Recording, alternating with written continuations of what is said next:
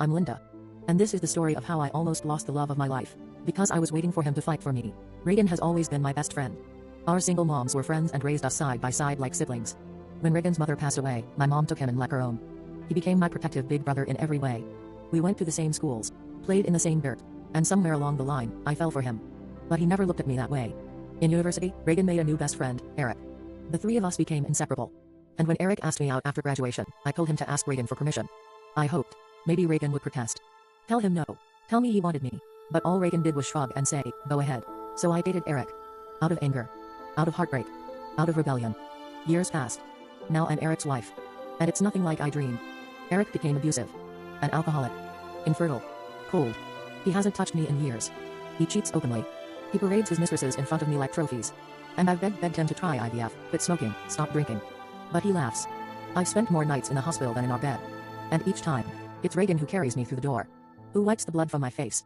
Who breaks down in silent sobs with my mother while I sleep off the pain.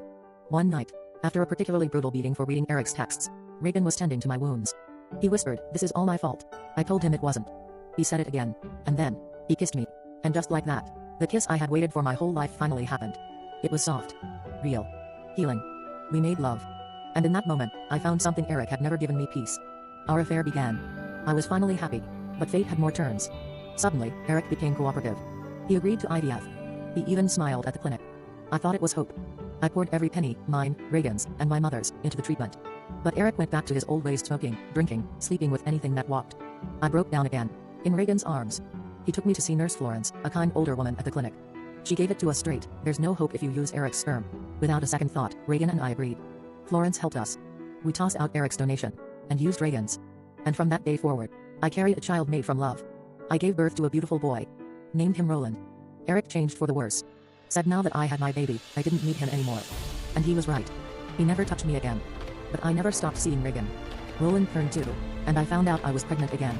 Panic set in. Eric had never touched me after Roland's birth. But we wouldn't, end another life.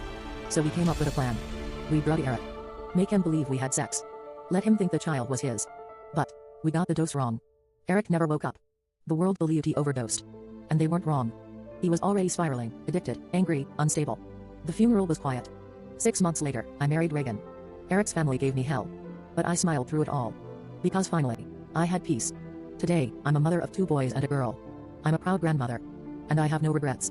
This story is my confession not of guilt, but of how long it took to choose myself. I should have chased Reagan when my heart knew better. I married Eric out of rebellion, and paid for it.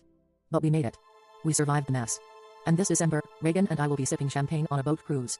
A 30th anniversary gift from our children. So judge me if you must. But know this. For those brave enough to follow your heart, I hope you win. At all cost.